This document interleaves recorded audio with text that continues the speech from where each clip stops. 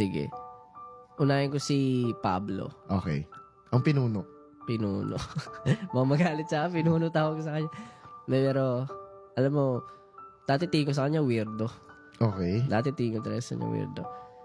Pero nung mas nakilala ko siya, as in, sobrang genius nito, taon to. Genius.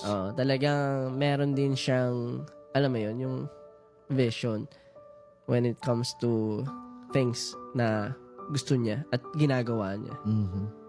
Hindi lang siya basta someone na weirdo na una kong pagkakilala sa kanya. Talagang nakuha niya lahat yung respect na pwede naming ibigay. Ang laki rin ng ng parang personality development even from before. Tapos si Ken, una pa lang alam ko na talented sobra. Nung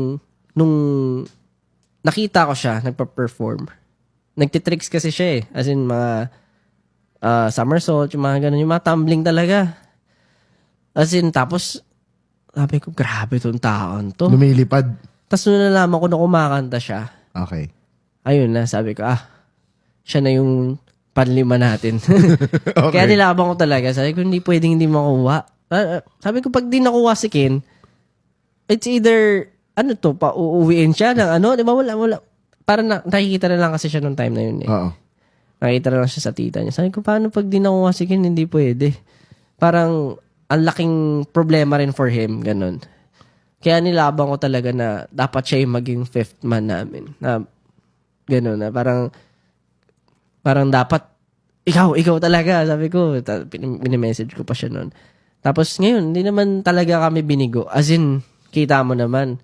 He delivers. Ibang klase. Iba rin ang mind ni Ken. Siguro minsan hirap lang siya. Minsan, kasi introvert siya eh. Hirap siya minsan makipaghalubilo, gano'n. Mhm. Pero alam mo sa utak niya, laging meron siyang iniisip na something for his craft or for the entire thing na ginagawa para mapaganda. Alam mo yun?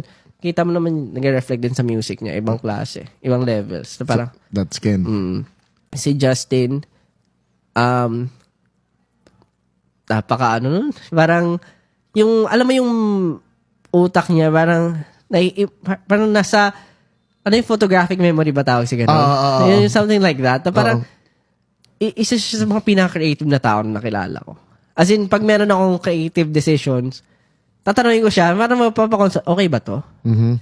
Tapos meron siyang input na minsan may mas maganda. Alam mo yon? Wow. Naaalala niya yung mga, ng mga bagay creatively. Siya ka na nakikita niya talaga.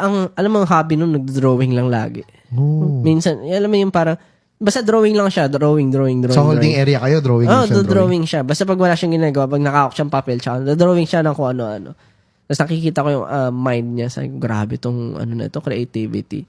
Tsaka ang dami niya talagang creative inputs. Tsaka, wala akong masabi sa ugali ni Justin. Talaga namang, mabait. Ayun, mabait. Ever since, ngayon nga, buti nga, napaproud na ako sa kanya. Medyo nagiging, suwail na eh.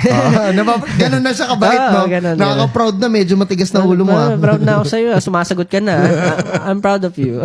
Hindi, ganun. Something like that. Ganun siya ka-nice.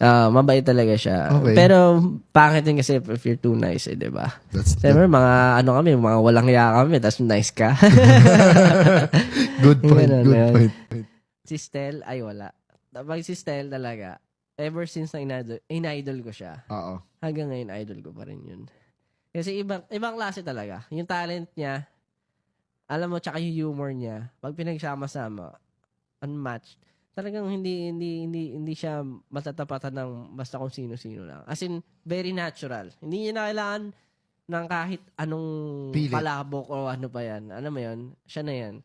Wow. Wala akong masabi sa kanya kasi ever since when it comes to choreo, singing, alam mo, buhat-buhat niya rin kami noong mga panahon na, alam mo yon na wala kami ng mga resources pa. Dalang-dala talaga kami ni Stel. Kaya sa kanya talaga lahat, turo and iba. Kaya believe ako kay Stel, sobra hanggang ngayon, tinitingala ko pa rin siya. Idol. Okay. So,